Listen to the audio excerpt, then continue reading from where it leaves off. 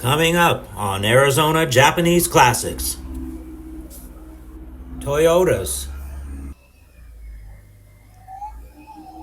Toyotas. And more Toyotas.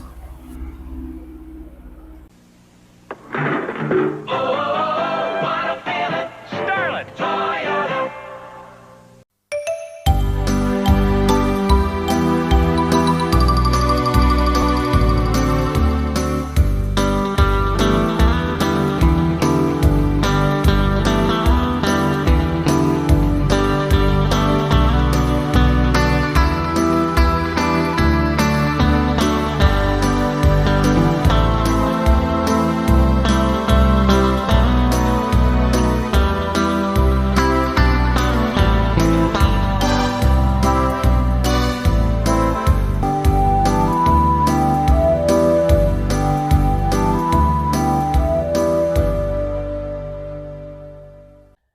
All right, everybody, we're here today with Steve Salazar in downtown Phoenix, and this is the Toyota guy.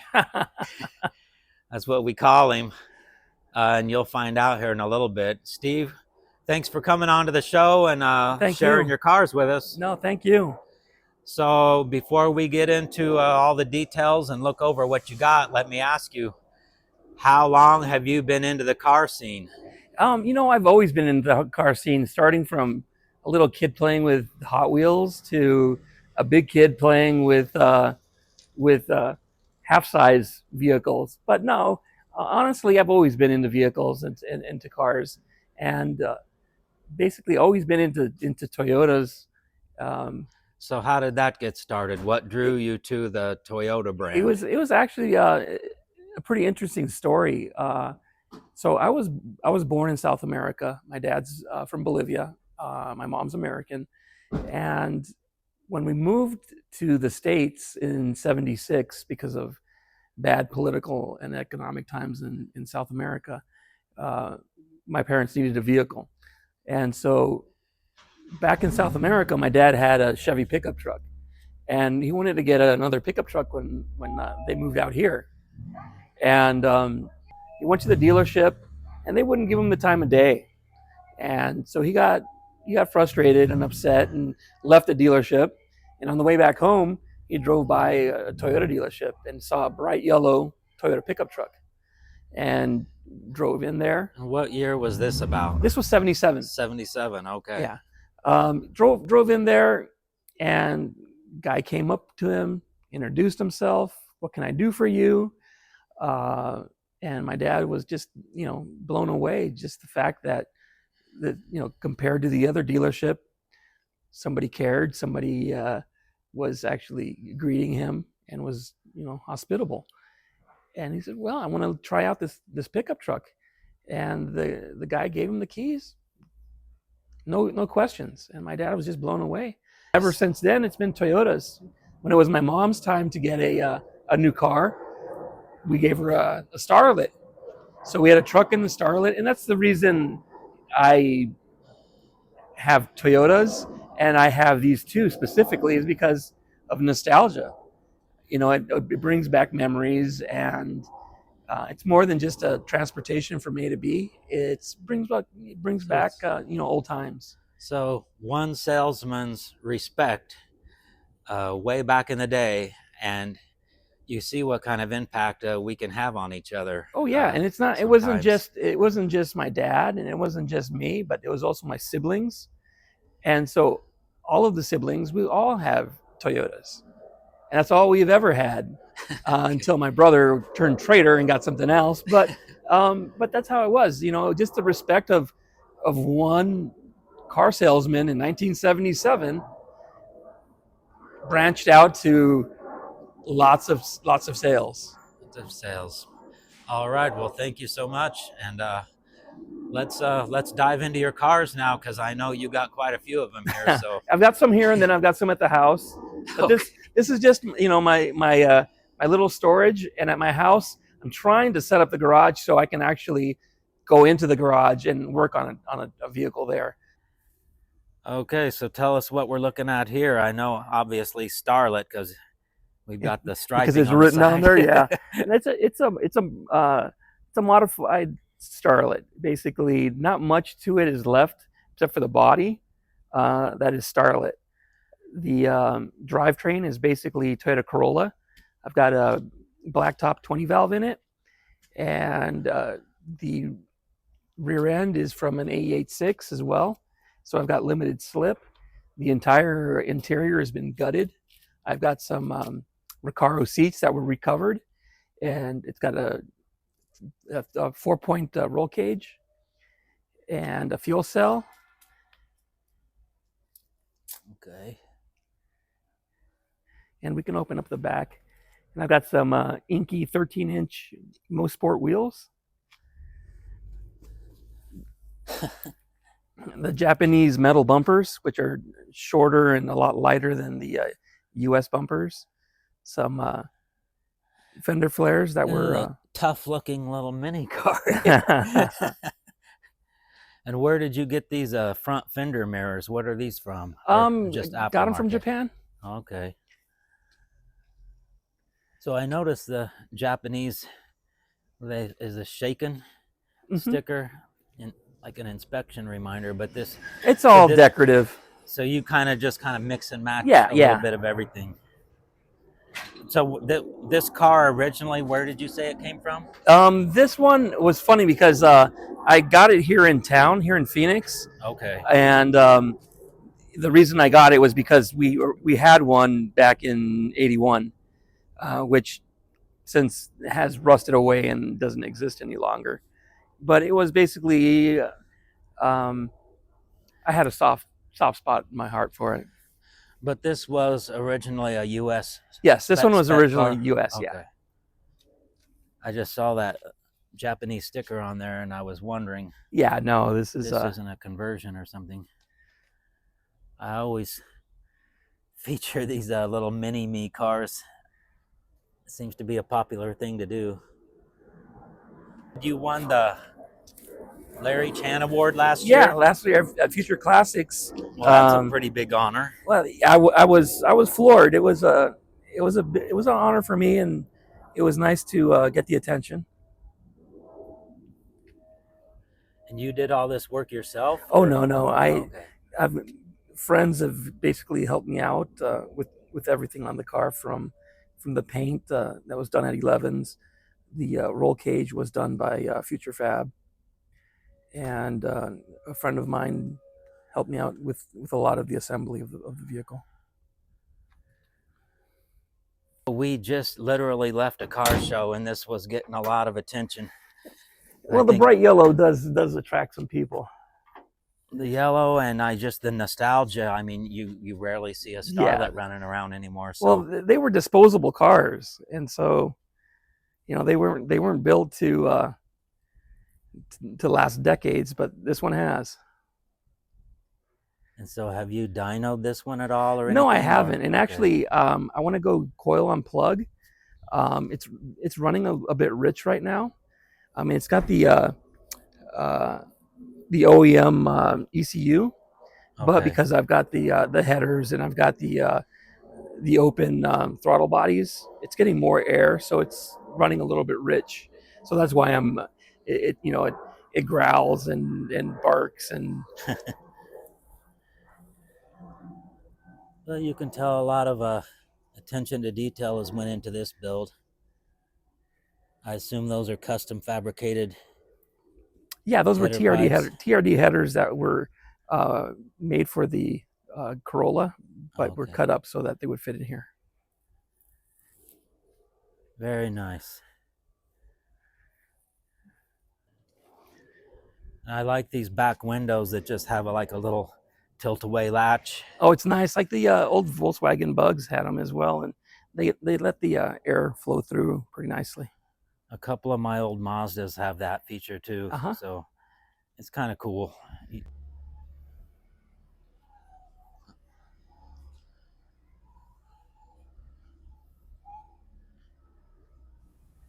So we got to shuffle some cars around so we can get better access to everything. So we got an MR2, And this was out at the South Mountain last week. I Correct. shot South on my last Mountain, video. and then also at the run to Prescott, Right. the rally. But I think you left us behind in the twisties up there, so we didn't get you on video. It was fun.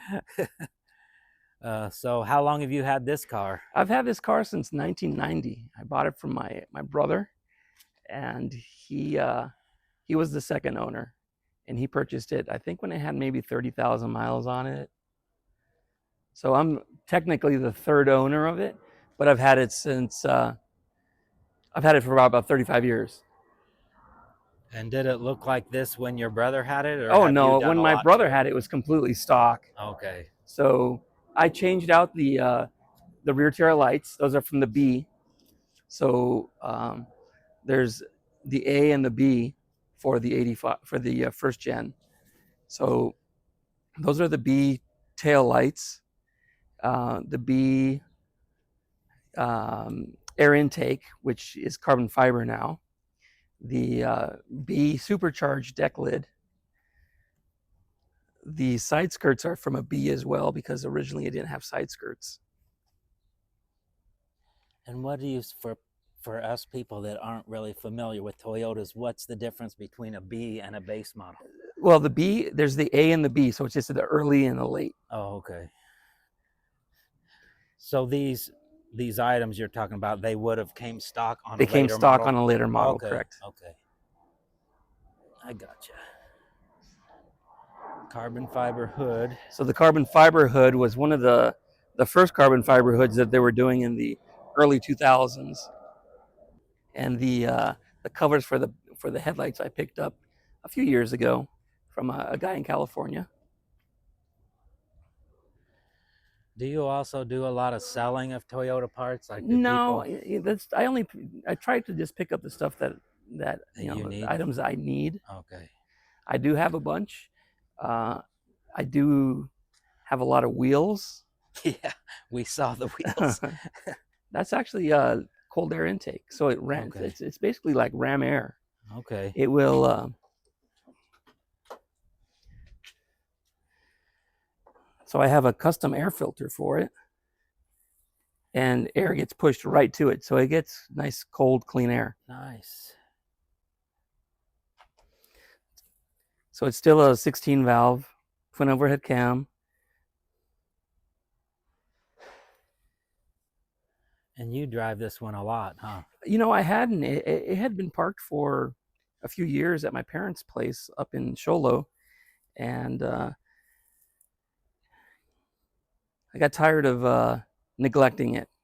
So I brought it down to the valley and did some maintenance, and took it on the Williams, or not the Williams, but the Prescott Rally. Well, I mean, that's another problem you run into when you have a larger size collection, is they don't all get the exercise they need. Correct, and you have to drive your cars, or they get gummed up, like the Celica and the other Starlet. And I asked you off camera if you had a favorite, and you gave me a very political correct response. Correct. They're all my children. There you go. I love them each one individually, the same. Different memories and different likes for different reasons. I was going to say today's cars are junk, but we have a respect for these older ones, and these have character and they have soul. The new cars, yeah, they're faster and they're safer, but I don't have a connection with them. Okay, Steve, so now what do we got? Looking at a 77 Toyota pickup truck, SR5. And how long have you had this one in your collection? This one's probably, I picked it up as a non-runner probably around 2005. Okay. And what all did you have to do to it to the bring this motor one back had on the road? the original 20R motor was seized, and so we pulled out the motor, and I actually got the motor, the transmission from a wrecked 95 Toyota pickup truck. So the ECU, the fuel injection, the motor, everything are from a 94 Toyota pickup truck. Okay. And the paint, basically, everything cosmetic. So this is a pearlescent orange? Yes, it's Tangelo from House of Colors. Okay. So custom color. Yeah, so the truck was originally orange, and I wanted to keep it that orange. Yeah. But I like I'm usually a little bit more conservative, so this was a little bit, out of the ordinary for me, and you can see the pearl in there. You can. I don't. Hopefully the camera can pick it up, but it does have this. When the sun hits it, it's a little kind of like a frosty effect. Yeah. Very nice. So is this also pearl under here, or is that the Yep, original? no, the whole thing was pearl. Okay. The whole thing was resprayed. And I even, when I had it sprayed, I had the bed off, and I even treated underneath the bed. Right. Okay. And I was telling Steve earlier, for Mazda guys out there, we recognize those same ones that were on the R100s, the Repus, the 1800s. So it's used the same supplier on some of this stuff back in the day. So yeah, man, that is a really nice. It looks like new front seal. Is it new glass too? Yep.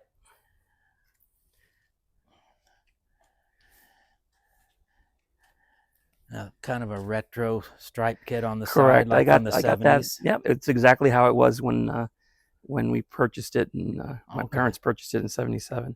So there's I can't remember the name of the lady that does them on Etsy. Etsy? Etsy, yeah, there you go. Oh, okay, so she's reproducing them. Correct. And those wheels are from Astarion. Nice. Sure, Toyota's a beauty, all right. But how do I know it can really take it?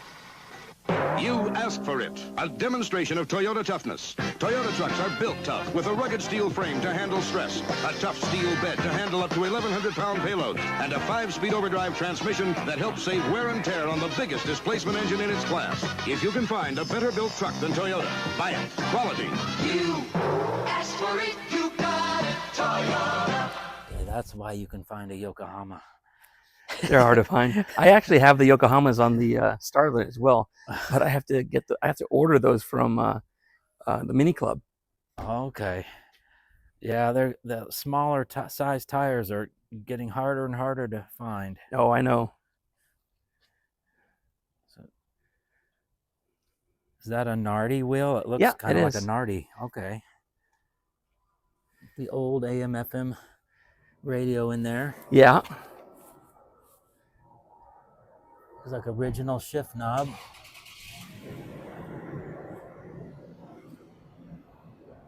Very nice. And you said you're going to be yeah, I have the headliner in there that I need to put on. Headliner shortly, and that looks like the last piece of the puzzle, really. The headliner, and then some door cards.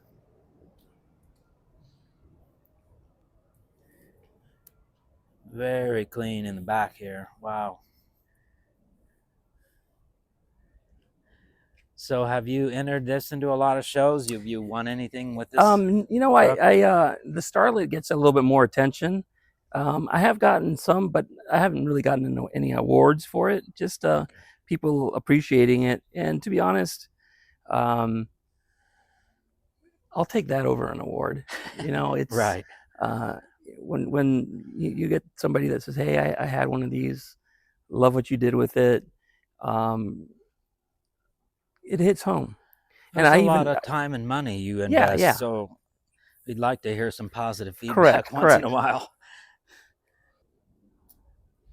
So you said your parents bought this truck? Not this specific one, but one just like similar it. To the 77. Okay. The license plate is actually from the original truck that my dad had. Okay. Nice.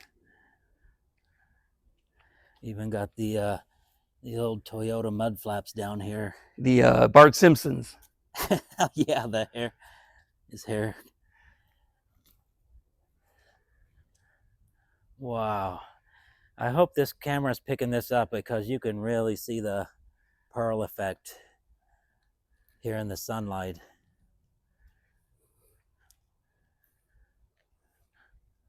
Super nice. What if someone was to make you an offer? Are these kind of like off the table, or You know, everything's got a price tag on it.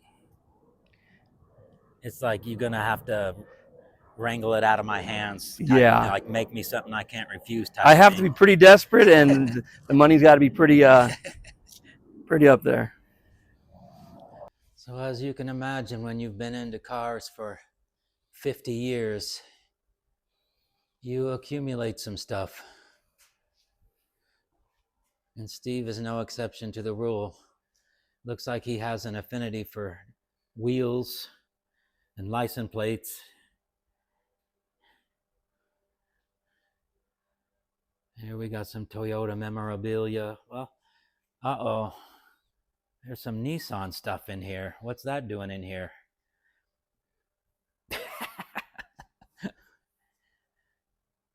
We won't tell nobody. But yeah, 50 years in the hobby. This is what it looks like.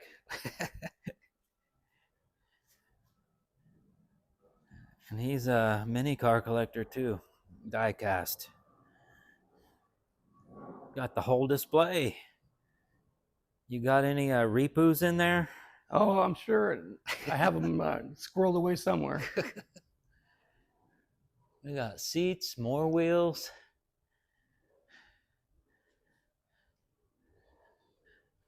Okay, Steve, so we're standing in front of a Lexus SC430 and 2005. Interesting story with this one is it had gotten hit on the side and wasn't being driven. I really not a really big fan of this body style. I had an SC400 before, but what I do appreciate this is the motor. That the 4.3 liter 3UZ is an amazing motor. And so for what I paid for the car, it was basically the price of the motor. And after I talked with a couple of people about the body damage on here, it was pulled out, straightened out, and now looks fantastic. I was going to scrap it and just pull the motor out, but there's just a couple things I want to do to it, and it'll be roadworthy. This would have definitely been like a high-end type of car, right? Yeah, like yeah. Upscale Correct. clientele. Because that's not your typical dash and interior package there. And this is a 2005? Yeah. Okay. So back in 2005, this was $50,000-$60,000 car. Now these are, wow. So it's These have to be some of the smallest back seats I've seen. Was just for insurance. Okay. I don't know if I can catch that, but yeah, I don't know where your legs are gonna go. It definitely has a more modern profile than your other cars. Yeah. Obviously, we're 20, 30 years further into the future now. But it does have like an aggressive stance to it. I mean, for a luxury, but touring car. Which side did they repair? This side? You tell me. I don't know. It's probably gonna be very hard to tell. Yeah, I couldn't tell you. I'll just guess the passenger side. It was the passenger side.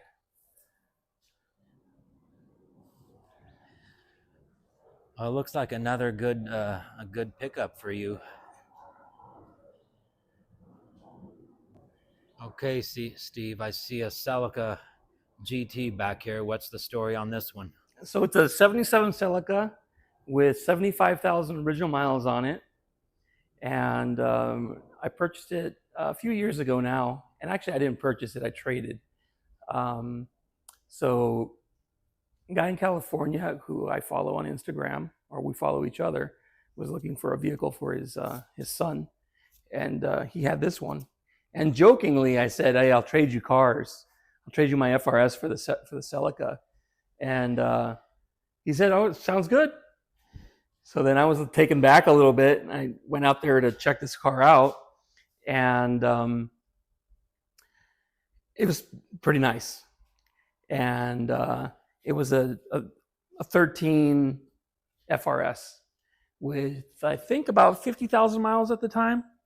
But the car had been parked outside, so the weather had started getting to it. I could see within a couple years the value of that car was really going to depreciate. So I told him I'd trade him for this car with some money on top of it. So he gave me some money on top of it, and we met on the California-Arizona border, and he actually also did the wheels on the yellow Starlet for me. And it was a swap. I didn't pay anything for it. It was a trade with the FRS, a little money and some work, and I think I did well. You know, the price on the FRS depreciated, and this one is appreciating. So I did well. Well, from what I can see on the outside, the body is everything is original solid. except for this quarter panel right here was repainted. So it had been done probably in the mid '80s, had been redone with a different quarter panel. And when I got it, the paint was horrible as far as just this panel goes. So I had this panel redone and reshot, and they did a pretty good job. Now, is this one? Have you had this one on the road since you've owned it, or? Yeah, no, I've driven it, but it got to the point where I wasn't driving it enough, and it needed some carburetor work. And so instead of having the carburetors rebuilt, I actually purchased some side drafts for it. Okay. And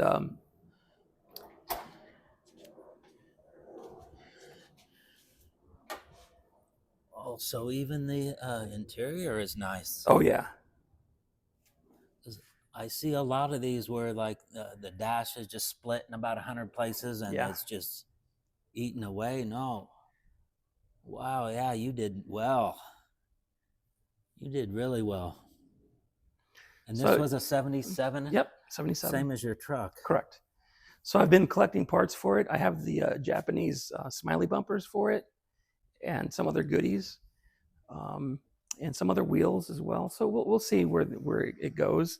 But I'm trying to keep this as original as possible, or at least everything that I do put on there is bolt-on, so that it doesn't really hurt the value of the car. It can always go back to original. The white Starlet, I got on Craigslist. This car I was actually going to buy just for parts off of Craigslist, because the yellow one, if anything happened with that one, I needed parts. Okay. So it was going to be just a parts car, but all the parts that it needed, I already had. And I didn't want to dismantle it. So I just got it running. And it runs as well, but I also have carburetor issues with this one. I have some side drafts, some headers, some other stuff I can put on here. But it's a running, driving car, except for the carburetor right now. I just need to get the carburetor rebuilt. What year is this one? 81. They're both Same 81s. year. Yep. Okay. But you can notice subtle differences, like the grille, the bumpers, that are different. You got an interesting decal down here. And those were on the S version. So like the Corollas, the modern Corollas have the S version, which is the sport version. These had them as well.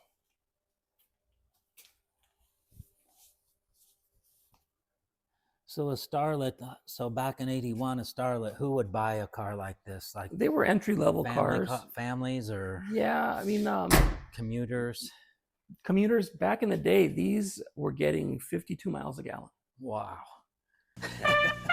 People aren't looking for good mileage. They're looking for great mileage. And here it comes, Starlet, a Toyota born small to kick the gas mileage ratings on their ear with more miles per gallon. More miles per gallon of gasoline than any other car. The Toyota Starlet, A small wonder, maybe the first small wonder of the world. Oh,